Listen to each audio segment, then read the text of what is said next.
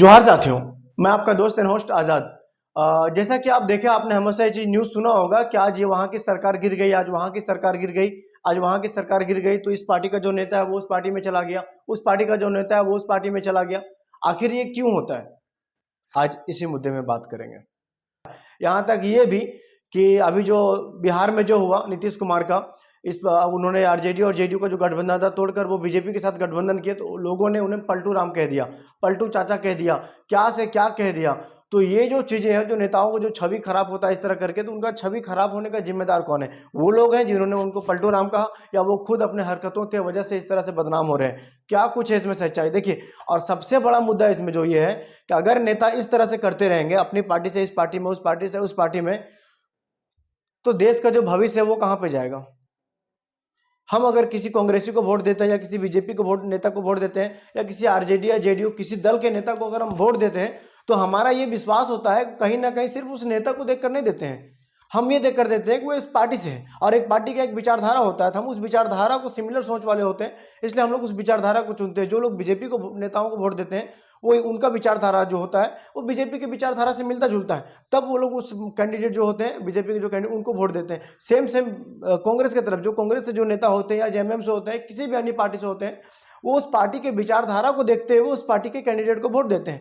अब होता यह है कि जीतने के बाद, जब वो जीत जाते हैं, उसके बाद अगर किसी तरह का उनके ऊपर दबाव आता है, जिस तरह का भी आपने देखा केंद्र सरकार जो है, मोदी सरकार, उन्होंने किस तरह से अपने सरकार को मजबूत करने के लिए, अपने पार्टी को मजबूत करने के लिए, अपने अलग अलग स्टेट में सब में अपनी सरकार बनाने के लिए किस तरह से लोकल पार्टियों को तोड़ा है, विपक्षी पार्टियों को तोड़ा है। और क्योंकि आप लोग ये तो जानते हैं कि जितना भी इंडिया में नेता है, ठीक है, ये लोग बहुत काफी हद तक करप्ट रहते हैं, कहीं ना कहीं किसी न किसी कांड में, किसी न किसी कालाबाजारी में इनका नाम होता ही है।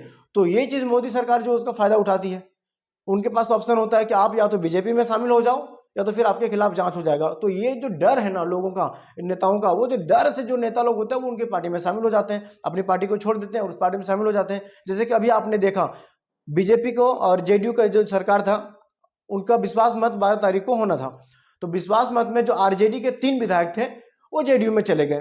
क्या कारण रहा कि उन्होंने अपना पाला बदल लिया? आखिर अचानक तो ऐसा हुआ नहीं होगा।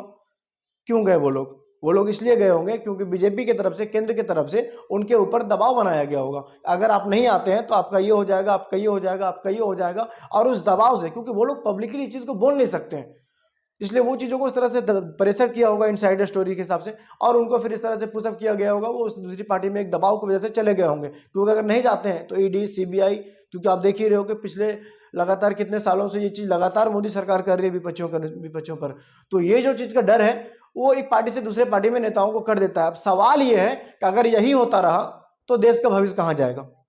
उन युवाओं को क्या होगा जो उम्मीद लगाए बैठे हैं कि एक अच्छी सरकार आएगी जिन्हें हम चुनते हैं, वो हमारे भविष्य के बारे में सोचेगी, हमारे रोजगार के बारे में सोचेगी। उन लोगों को क्या होगा जो बीमार हैं, बुजुर्ग हो चुके हैं, जो बीमार है, जो एक उम्मीद लगाए बैठे हुए हैं कि सरकार हमारे बुजुर्ग के टाइम में हमें पेंशन मुहैया कराएगी, या फिर हमारे लिए एक अच्छा हॉस्पिटल इलाज के लिए देगी। अब देख रहे हो पूरी दुनिया में जिस तरह से नए नए बीमारियां आ रही है, तो इंडिया में भी बहुत सारी नई नई बीमारियां आ रही है। उन सारी बीमारियों का जो नया खोज है, नई उनका इलाज का जो ऑप्शन होने चाहिए, अच्छे हॉस्पिटल्स होने चाहिए। जिस तरह से हिंदुस्तान का लगातार आबादी बढ़ रहा है, उस आबादी के अनुसार अच्छा स्कूल्स होने चाहिए सारे बच्चों के लिए, अच्छा स्वास्थ्य के लिए अच्छा हॉस्पिटल होना चाहिए, सारे लिए जॉब का जो वैकेंसी होना चाहिए। तो ये सारा चीज कहाँ से होगा?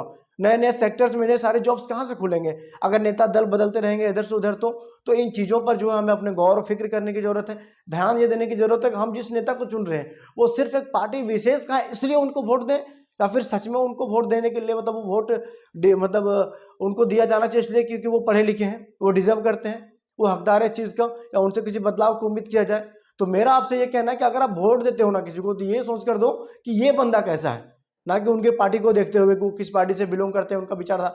भाई वो सब ठीक है अपने जगह पर, लेकिन बदलाव उस समय आएगा जब वो नेता अच्छा होगा, जब वो खुद अच्छा होगा, जब वो पढ़ा लिखा होगा, जब वो सोच सकता होगा। आप देखते हैं ऐसा कई बार ऐसे लोगों को शिक्षा मंत्री बना दिया जाता है जिनके बारे में शिक्षा का मतलब उनके पास खुद वो बहुत ज्यादा पढ़े लिखे नहीं होते हैं, जिनके शिक्षा को लेकर बहुत डीपली नॉलेज नहीं होता है, एडवांस लेवल में वो एजुकेशन के बारे में सोच नहीं सकते हैं। सेम सेम होता है परिवहन मंत्री, सेम सेम अलग अलग चीज होता है। तो ये जो चीजें हैं ना, वो कभी कभी आप देख लो कि मतलब मंत्रिमंडल में उन लोगों को पोजीशन दे दिया जाता है जो लोगों को उन लोगों चीजों के बारे में नॉलेज ही नहीं है। अब हम लोग जो इतनी आबादी में हैं, जो उम्मीद लगाए बैठते हैं कि इन लोगों से हमारी लाइफ में बदलाव आएगा, तो आएगा कहां से? तो हम लोगों को ये भी ध्यान देना चाहिए जब हम जिसको वोट देते हैं कि वो लोग जो है हमारे लिए कितने सक्षम है, क्या वो हमारे लाइफ में सचमुच चेंजेस ला सकते हैं, या सिर्फ वो मतलब नारा लगवाने के लिए हम वोट ले रहे हैं। तो कभी भी नारा लगाने के लिए, झंडा लगाने के लिए किसी पार्टी में शामिल मत होइए। अपने जीवन में बदलाव लाने के लिए, अपने समाज में बदलाव लाने के लिए, किसी धर्म विशेष के बारे में बात नहीं करूंगा, मैं बात करूंगा समाज के बारे में। तो समाज के बदलाव के लिए हम लोग को लड़ना होगा, समाज के बदलाव के लिए आगे आना होगा। तो आपका जो वोट है बहुत कीमती है। आप अगर अपना वोट देते हो तो समाज के बदलाव के लिए, जो समाज के बारे में अच्छा सोच रखते हैं, पॉजिटिव सोच रखते हैं, उन लोगों को चुने ताकि समाज बदल सके। जय हिंद, जय भारत।